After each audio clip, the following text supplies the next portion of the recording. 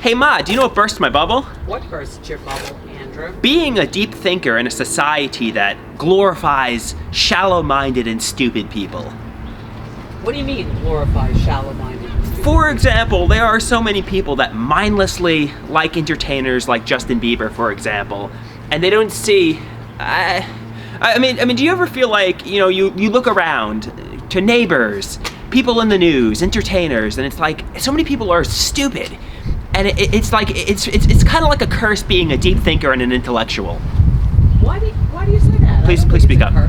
Why do you say that? I don't think that's a curse.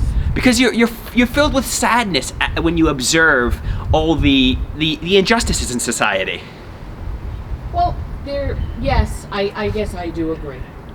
And sometimes it would be great to go through life mindlessly stupid and mindlessly happy, just like Justin Bieber, never having a bad day in your life, just completely obliviously happy, Well, you don't know that that's the way. See, that's kind of yes, I do believe that sometimes money does bring a certain amount of comfort, but does it actually bring happiness and fulfillment of the soul? It brings comfort, like in times like this that we're in. People that have money get better treatment. It's just a fact. Right. I don't care how you spin it. And Justin Bieber was a manufactured man-child. Like he was a handsome young kid. So they completely manufactured him. And you see him in his music videos. He's talentless, but he doesn't matter. I mean, he's just an example of the injustices. Like a Jim Carrey is talented. He's a goofball. Well, Jim Carrey, celebrities and the rich and famous in times like the coronavirus don't really matter. But I think he did suffer, and he was living in his car, and he did motivate himself to succeed. So Jim Carrey was a bad example. All right, so then you like to see a Cinderella story. I agree, but I think Cinderella stories should give back to society. When you made it in the world, you should really give back to society. I don't know, maybe he does.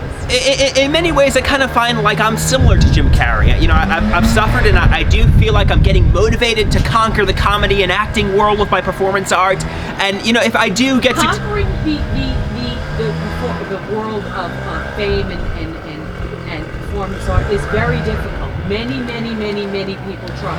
Some succeed and some don't. Like Jim Carrey said, I'm so motivated to succeed, I'm not going to fail. I'm so motivated, I'm so talented, I'm just not going to let myself fail. Well, you might if you didn't end up in, let's say, total stardom role like Jim Carrey. You could end up in a production role, or you could end up at least in the avenue in which you seek. Right. You aim for the very top. You go after it like a pit bull going after a raw T-bone steak. I'm going to make myself a success, and when I do it's going to be like a volcanic explosion. It'll be like, pfft. Okay. So, well, that's what everybody should do. Everybody should strive to be the best they can be, and that. Okay. Last but not least, so how are you adjusting to the coronavirus? Do you feel better? A little bit better, day by day. I mean, I'm starting to feel better, but it changes. It changes in you. One day you have a sore throat. One day you have a cold. One day you have aches. One day you have stomach problems. It's a long haul if you've got the coronavirus, and a lot of people are getting now false negative tests.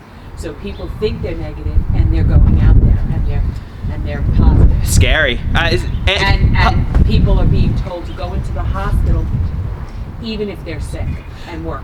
Politicians are saying society will never be the same again after this. Well, society will never be the same. We've been scarred. We've been truly scarred.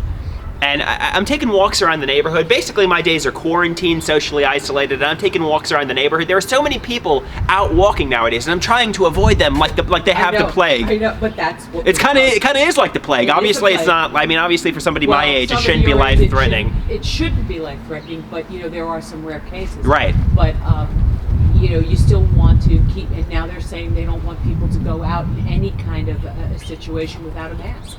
Right. I mean, in the beginning, they were saying, "Oh, you don't need a mask," but that was a hoax because you did need a mask. You do need a mask. I always knew you needed a mask, but they needed the masks because there weren't enough for the medical workers.